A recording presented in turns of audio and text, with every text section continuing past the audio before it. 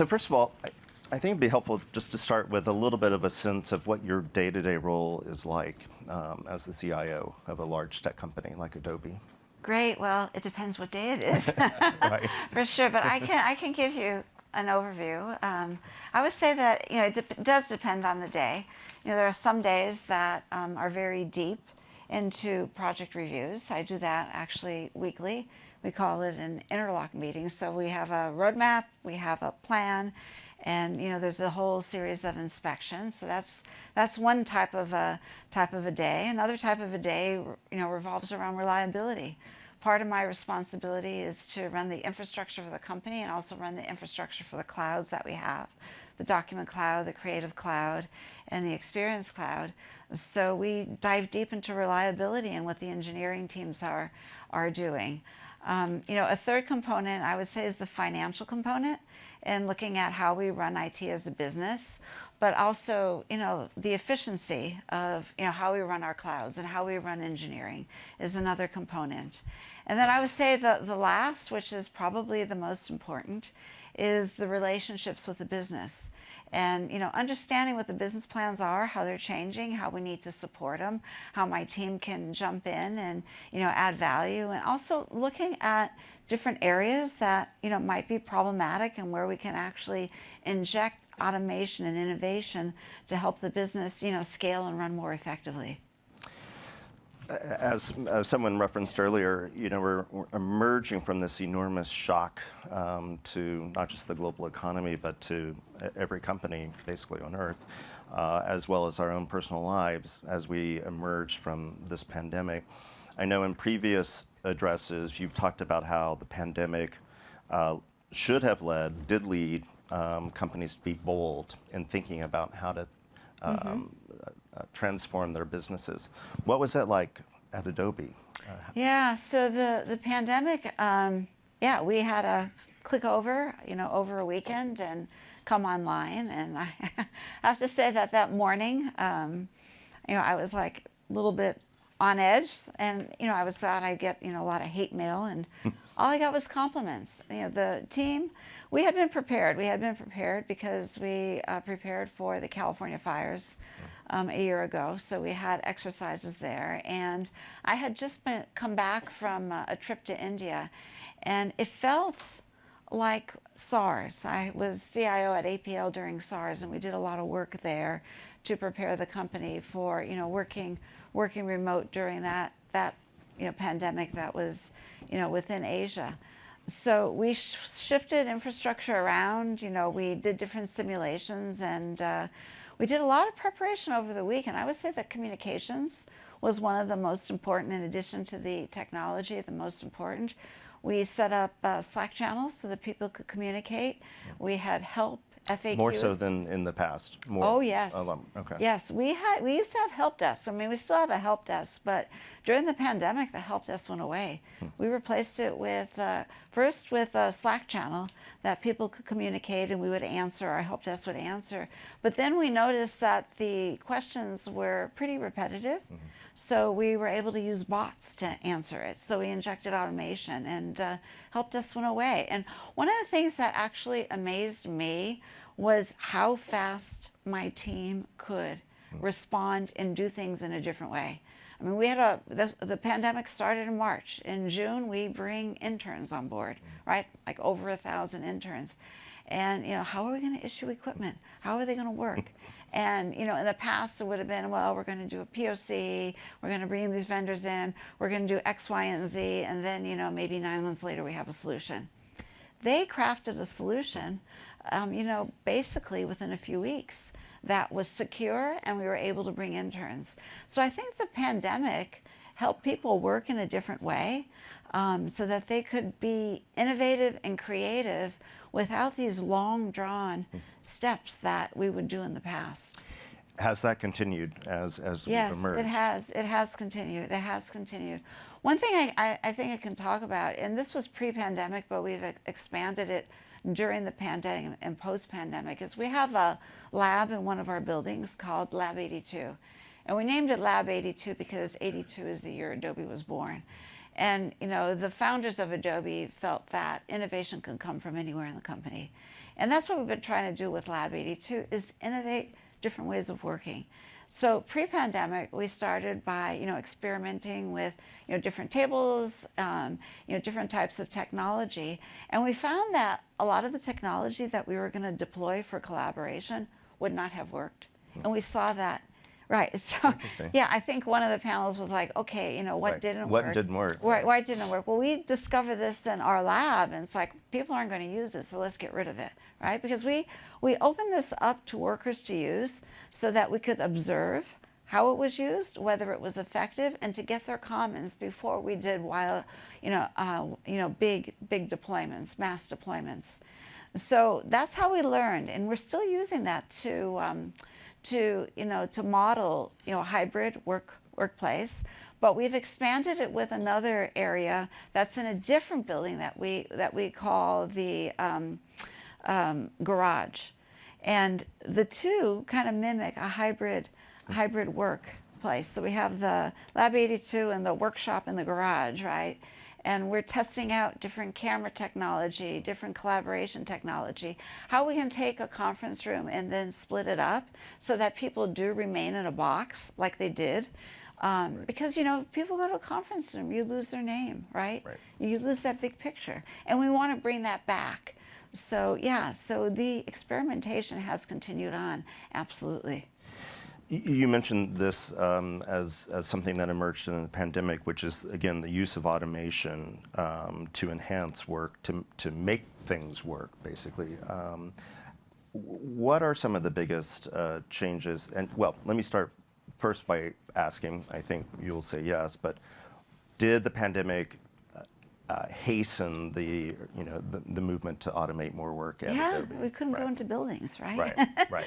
I mean, nobody could go into a building, so we had to look at different ways of doing things, and there are challenges. There are challenges geographically too, because India has certain rules about how you do things. So yeah, it absolutely did. Bring forward how we think about automation and how we can do things differently.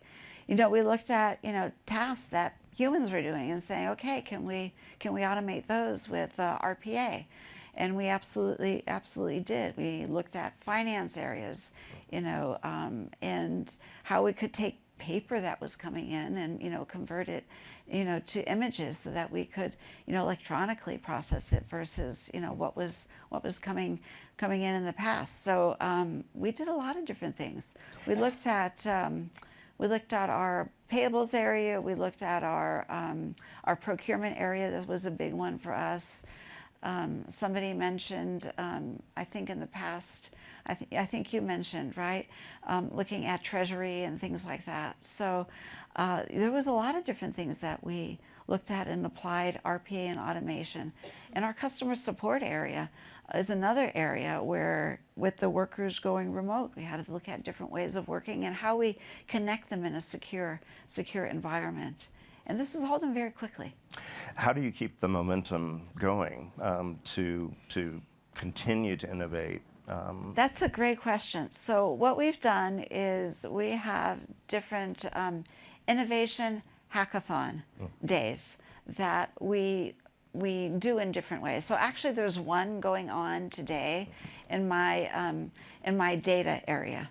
So I have responsible for our data infrastructure. So they're running an innovation hackathon today, and we'll have a winner or a series of winners. And tomorrow we will be presenting, the prizes or the awards to the winners of that hackathon.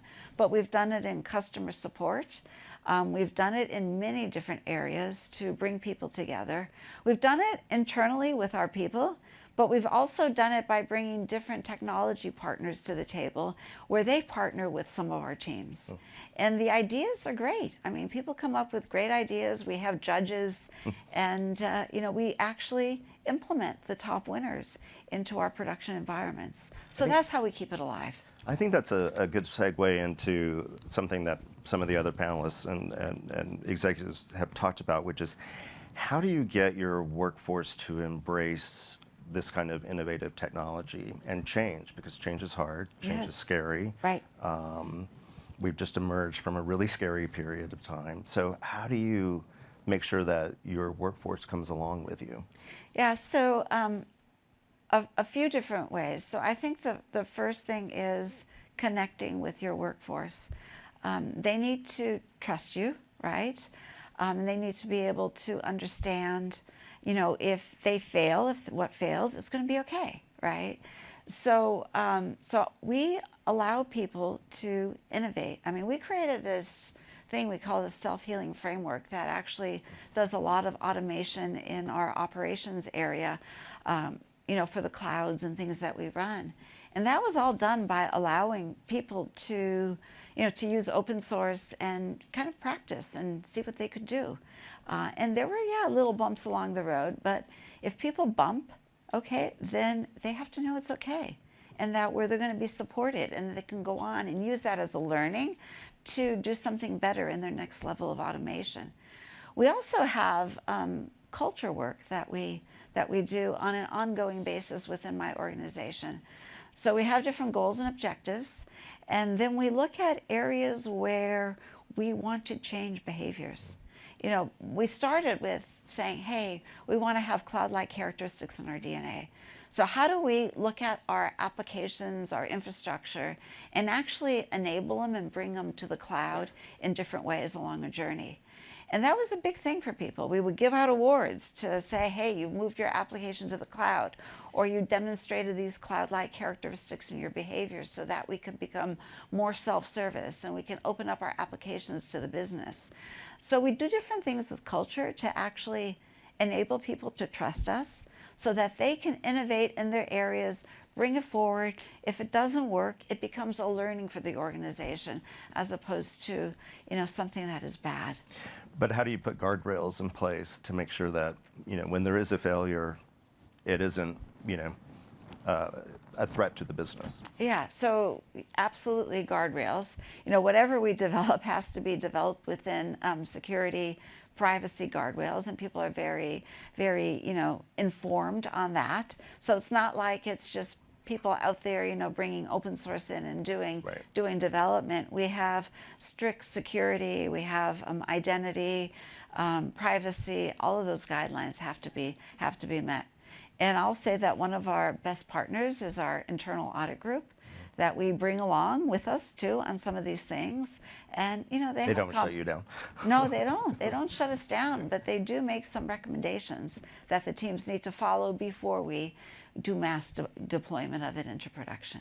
Rachel asked her panel this question, which is, do you allow the workforce to use generative AI technology within the company? Yes, we do, as long as Really? they're using approved technology within what we call our workplace store. Okay. So we have a workplace store that lists all the different titles of software that are approved for use. And if it's approved for use, yes, you can do it.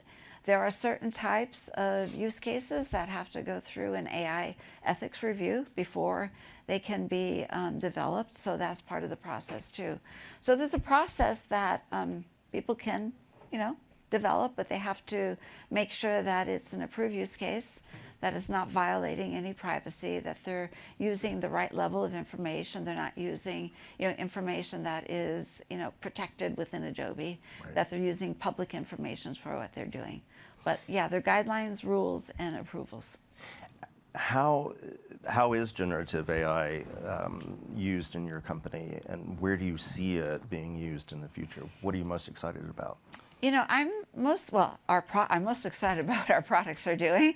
So if you've seen anything about the generative AI fill and what's within our Photoshop and different applications, that's extremely exciting to see that, and everybody should try it out because it's really cool. It's really cool. I've done my own little experiments with it, and I really love using it.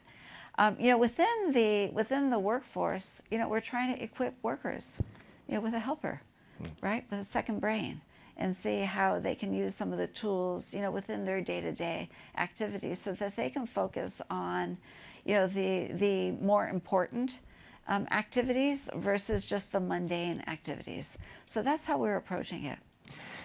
Do you anticipate workforce reductions through automation? No, we've been using any of the AI tools in order to equip our workers better so that we can scale the company and actually, upscale some of the roles that we have.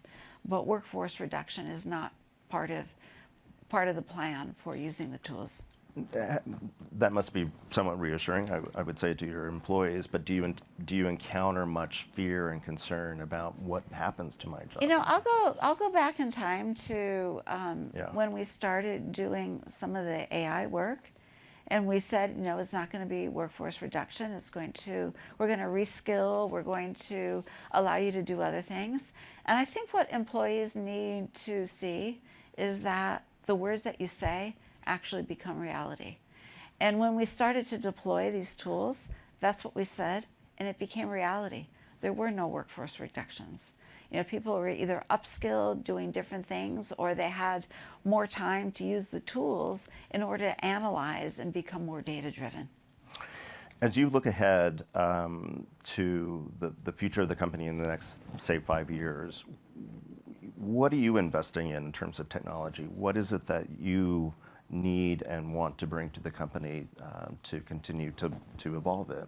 So as I look at Adobe 5 years, it's really all about scale and equipping the workforce so that we have very efficient processes internally. Because if you think about it, a lot of the processes were developed for each department. If we're going to be supporting digital, the experience has to be across all the different departments. So that's one thing. Most importantly for us, it's the customer experience, right? It's the customer and the employee experience, and making sure that they have the tools and they're able to work effectively, and they're happy. They're happy employees and happy customers. Thank you, Cynthia, for your insights today. I appreciate it. I thank you for spending time with me. Yeah, absolutely. I enjoyed it. Thank you.